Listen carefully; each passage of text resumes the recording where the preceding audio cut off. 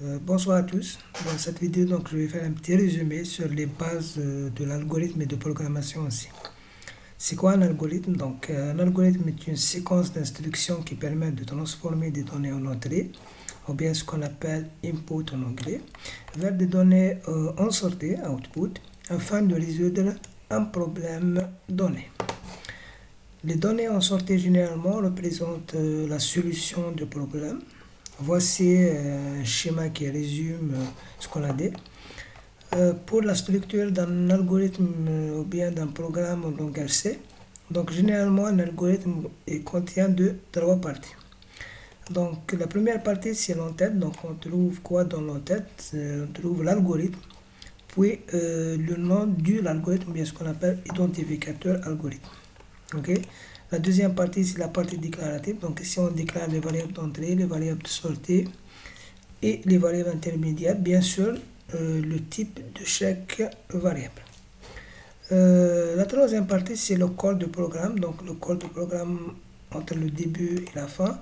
Donc à l'intérieur, on trouve un ensemble d'instructions. Ces instructions qui permettent de résoudre le problème donné. Pour cette traduction en langage C, donc on commence toujours par include studio.h, int-main, parenthèse ouvrante, parenthèse fermante, accolade ouvrante. Ici, on déclare les variables d'entrée, les variables de sortie, les variables intermédiaires, ainsi que leur type. Ici, c'est l'ensemble d'instructions qui permet de résoudre le problème. À la fin, on termine par le return 0 et une accolade fermante. Voici un exemple de la somme de deux variables. Donc pour l'algorithme, donc ici on commence toujours par algorithme. Ici vous donnez un nom pour l'algorithme, par exemple ici somme. Ici pour la partie déclarative, on déclare les variables d'entrée, par exemple A et B.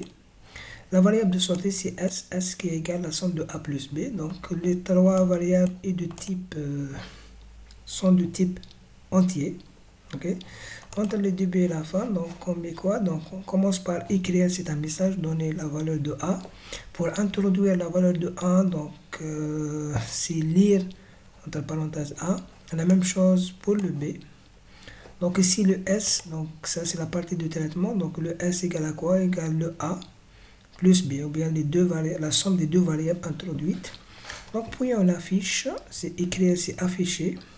S égale la valeur de S. Ok, on affiche le résultat de la somme. Pour cette traduction en langage C, donc on a dit, on commence toujours par inclure studio.h, int-main, accolade ouvrante.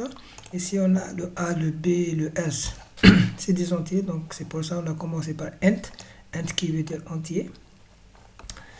Pour écrire en langage C, c'est printf, donner la valeur de A. Pour lire, c'est scanf. Ici, vous mettez pourcentage D. Pourquoi le pourcentage D? Donc, c'est parce que le A, c'est un entier. Pour les réels, donc on met pourcentage F. Okay?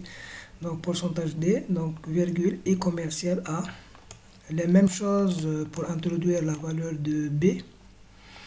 Pour la somme, donc ici, S reçoit A plus B. Pour afficher le résultat, donc printf, S égale pourcentage D parce que le S est de type entier. Donc virgule S. À la fin, donc on termine par le return 0, point virgule, une accolade fermante. Donc comme on a parlé sur l'identificateur tout à l'heure, donc on a dit qu'on quoi l'algorithme puis l'identificateur de l'algorithme. Donc un identificateur c'est quoi? Un identificateur permet d'identifier d'une manière unique un algorithme, ou bien une variable, ou bien une constante, ou bien une procédure, ou une fonction. Un identificateur est constitué d'un ou plusieurs caractères qui répondent aux conditions suivantes. Il ne comprend que des caractères alphabétiques de A jusqu'à Z, de numérique de 0 jusqu'à 9, ainsi que le tiré de 8. Ok. Qui veut dire, donc ici, un identificateur ne contient pas les caractères spéciaux, tels que le dièse, l'étoile, le point d'exclamation, virgule, point d'interrogation, etc. Donc aussi, un identificateur ne débute pas par un caractère numérique. Donc, qui veut dire qu'il commence toujours par une lettre. La troisième condition, donc, il ne correspond pas à un mot-clé réservé du langage de programmation C. Par exemple, include, c'est un mot-clé, ou bien c'est un mot réservé du langage C. Float, end, const, if, else, while, do, etc. Voici un exemple des identificateurs valides et des identificateurs non valides. Donc T280, c'est un identificateur valide parce qu'il commence par une lettre. Ici, T8 EXO, donc c'est un identificateur valide parce qu'il commence par T8. Donc Algo, c'est un identificateur valide, c'est une chaîne de caractères. PHT, c'est un identificateur valide. Donc ici, ça, c'est le T8. La même chose pour EXO 4. Pour les identificateurs non valides, voici des exemples. A1, c'est un identificateur non valide parce qu'il commence par un chiffre. Include, c'est un mot réservé du langage C. R point d'interrogation, donc c'est un identificateur non valide parce qu'il contient un caractère spécial. PHT, c'est un identificateur non valide parce que ici il contient le tiré du 6. Ok, c'est pas le tiré de 8. Aussi la même chose ici, donc c'est un identificateur non valide parce qu'il contient dans l'espace. Int, c'est un mot-clé réservé du langage C. La même chose pour float. Très bien. On passe maintenant aux données, puisqu'on a parlé de schéma ici. Vous avez les données d'entrée, les données en sortie, les données intermédiaires. Donc les données, c'est quoi? Une donnée représente une information liée à un élément du problème traité par l'algorithme.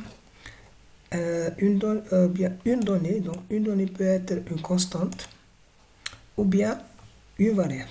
Donc constante, c'est quoi? C'est un objet donc contenant une valeur fixe ou bien qui ne peut jamais être modifiée. Par exemple, la constante P égale 3,14. C'est une constante réelle. Par exemple, la charge qui est égale 1,6 fois 10 puissance moins 19, c'est la charge de l'électron. Donc ici, c'est des variables fixes, ou bien c'est des constantes fixes. Ok. Pour les variables, donc une variable est un objet contenant une valeur pouvant être modifiée.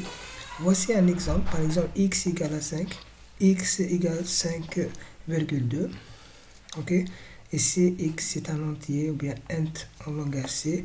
X égale 5,2, c'est un réel ou bien float en langage C. Pour les types de données, donc on a 5 types de données.